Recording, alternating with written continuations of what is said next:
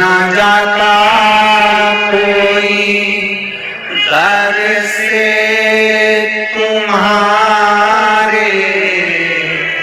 खाली न जाता कोई दर से तुम्हारे, मैं भी खड़ी हूँ नदी बाहे फसाए, अपने हृदय से लगा लो,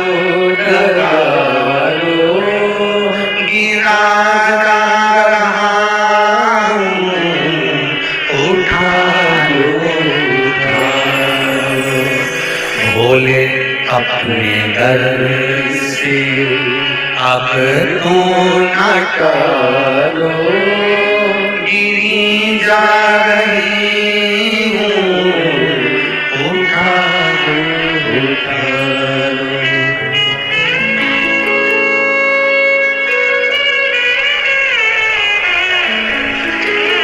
एक भक्ति को जागा, अपने बच्चे का स्वयं सम्मान करना सीखें। लोग कहते हैं आप अपने भगवान शंकर, भगवान माता पार्वती जी कार्तिकेय का पूजन कर रही हैं, भगवान शंकर माता पार्वती जी गणेश जी का पूजन कर रही हैं। अपने बच्चे का आदर करना हमारे हाथ में है, अपने बच्चे का सम्मान करना अपने हाथ में है।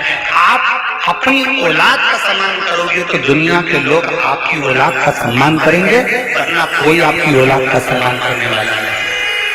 आपको आदर करना पड़ेगा, आपको सम्मान करना पड़ेगा।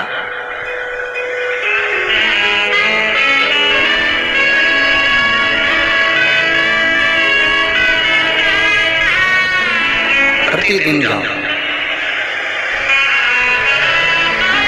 शिव के मंदिर पर, मेरे देवादेव महादेव की चौखट पर प्रतिदिन जाओ। तेरे मंदिर में आना मेरा काम है और मेरी बिगड़ी बनाना तेरा। प्रतिदिन जाइए, रोज।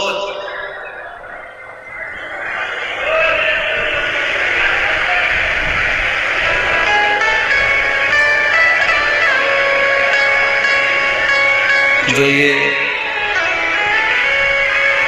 1 अप्रैल से 7 अप्रैल तक जो मनासा में कथा है, नीमच जिले में मनासा में 1 बजे से 4 बजे तक वो कथा आएगी। उस कथा को जरूर सुनना। उस कथा का नाम हमने बेलपत्र शिव पुराण दिया। कौन सी शिव पुराण है? बेलपत्र। मेरी माताओं से निवेदन करूंगा, उसमें हम आरती का भी वर्णन थोड़ा थोड़ा करके चलेंगे। पर बेलपत्र के वृक्ष का मतलब समझाएंगे कि बेलपत्र के वृक्ष के नीचे हम कौन कौन सा अनुष्ठान कर सकते हैं।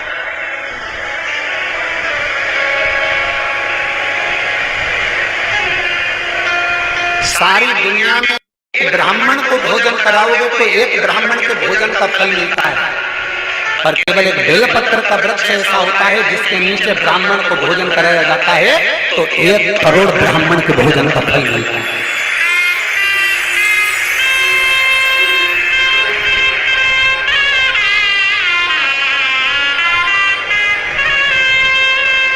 सवा किलो के सोने के सिंहासन पर 1.25 किलो के शालिग्राम जी को रखकर 1.25 किलो के हीरे से जड़कर ब्राह्मण को दान करने का जो फल मिलता है वो 1 बेलपत्र का पत्ता शिव जी के मंदिर में चढ़ाने से प्राप्त हो जाता है।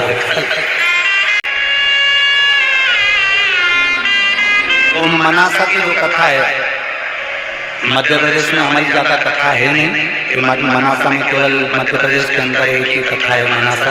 उसको सुनना आप टीवी के माध्यम से, उसको 1 बजे से 4 बजे तक। जो मनासा के आसपास के हैं वो आए 1 अप्रैल से 7 अप्रैल सुन।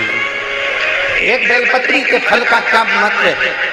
जिस नारी को 40 साल तक भी औलाद नहीं हुई है ना, 40 वर्ष तक भी जिसको औलाद नहीं हुई और वो कहे और उसका अगर रजो धर्म आ रहा है, रजस्वला यदि वो हो रही है और 40 वर्ष तक भी उसको औलाद नहीं हुई, तो हम निवेदन करेंगे इस कथा को जरूर सुनना। और उसमें एक बेलपत्री के वृक्ष के नीचे क्षीर पात्र का प्रयोग बताया जाएगा, उसको जरूर करना। 40 वर्ष के बाद भी बाबा संतान देगा। हम उसके भरोसे पर चलें।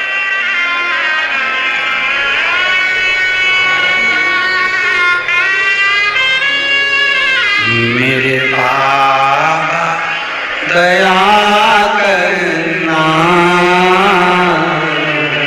मैं तेरे भरोसे हूँ। ठीक भरोसे तो है।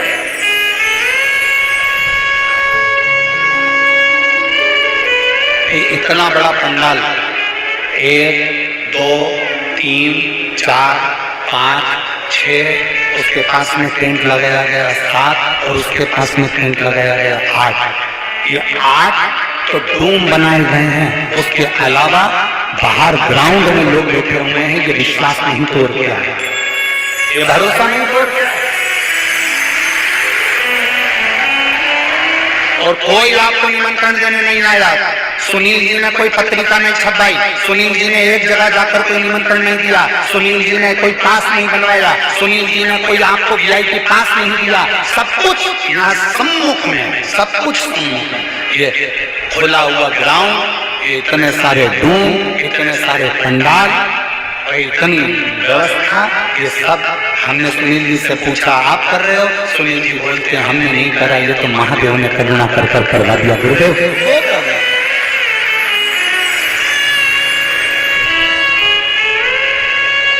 और एक विश्वास के साथ जिसने कथा सुनी, एक पत्र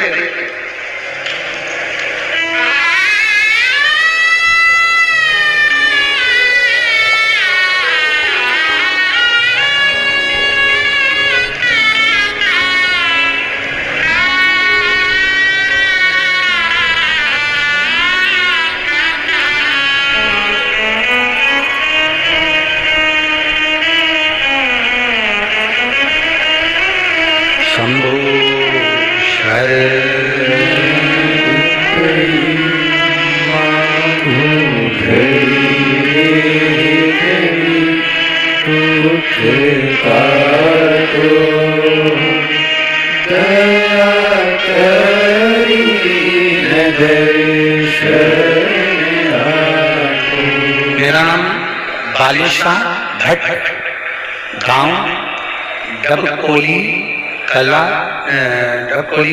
जिला घरनाल, हरियाणा। क्या लिखा है आप लोग समझ गए थे? हाँ ठीक है।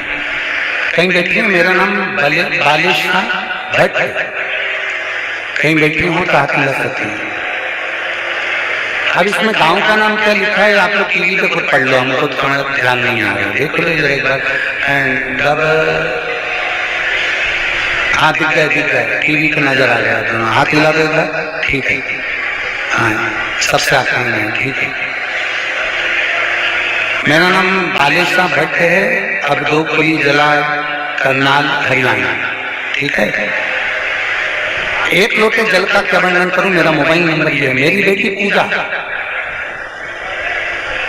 बेटी पूजा पुत्र वधू, जिसकी छाती में ब्रेस्ट में गठान हो गया। उसके ब्रेस्ट में जब गठान हुई तो अस्पताल में दिखाया, चंडीगढ़ के, फिर पंचकूला के करनाल, वहां पर दिखाया। डॉक्टर ने उसको शीघ्र ऑपरेशन के लिए कहा, क्योंकि वो गठान साधारण नहीं है। अब ऑपरेशन कराएं तो कराएं कैसे?